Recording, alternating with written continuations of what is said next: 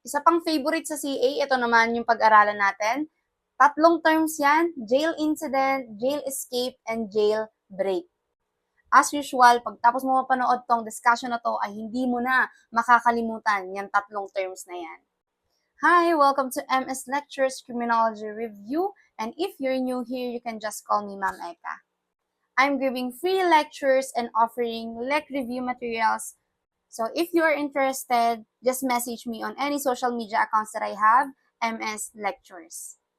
And of course, don't forget to follow me para updated ka palagi. So ano nga ba ang jail incident, ano nga ba ang jail escape, at ano nga ba yung jailbreak na yan? So papadaliin natin ulit ang buhay-buhay pagdating sa tatlong terms na yan. Ang JI ay jail incident, ang JE ay jail escape, at yung JB ay jailbreak. So ano ba yung jail incident na yan? Ang jail incident ay any untoward or uncommon events sa loob ng kulungan. Ibig sabihin pala, ang jail incident ay generic term. Ano bang meron kapag may jail incident? Kahit na ano na hindi normal na nangyayari dapat sa loob ng kulungan. Ano-ano yung mga yan? May noise barrage, may nagsaksakan, 'di ba? May nang assault ng personnel, may nang assault ng kapwa niya inmate, basta lahat. Kahit pa ano yan, kahit ba natural disasters yan, basta uncommon or untoward events na dapat mangyari sa loob ng jail or dapat nangyayari, ibig sabihin out of their routine. Ang tawag dyan ay jail incident. Pag nangyari ang mga yan, yung mga untoward or uncommon events na yan, ang tawag dyan ay jail incident. Kumbaga pag tinagalog mo yan, may insidente sa loob ng jail. Ano naman tong jail escape at jailbreak? Huwag kang malilito, parehong may tumakas dyan. Ang sasagutin natin ngayon kung ilan yung tumakas.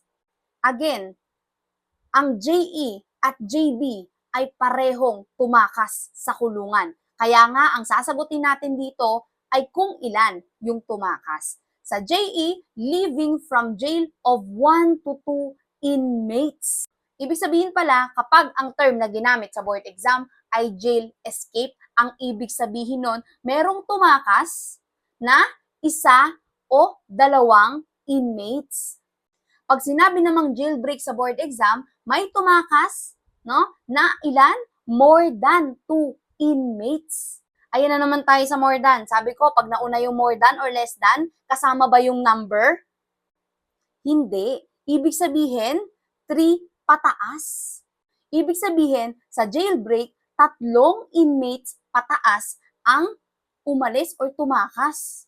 Kung hindi mo napanood yung nakaraang discussion ko ha, tinuro ko yung technique doon ng paano sasagutin kapag more than ganito, less than ganito, or kapag nauna yung number.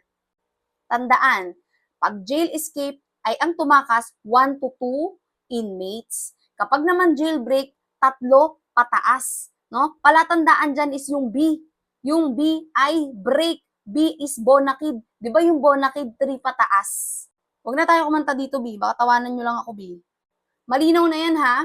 Jail incident. Generic term yan sa lahat ng anong mangyayari sa loob ng kulungan na hindi normal. Kahit ano pa yan, noise barrage, earthquake, calamity, mga kung ano-ano.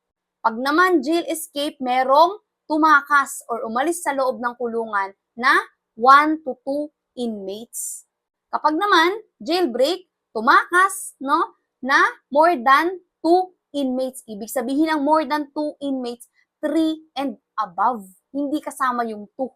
Kasi pag 2 inmates ang tumakas na yan, pasok yan saan? Sa jail escape.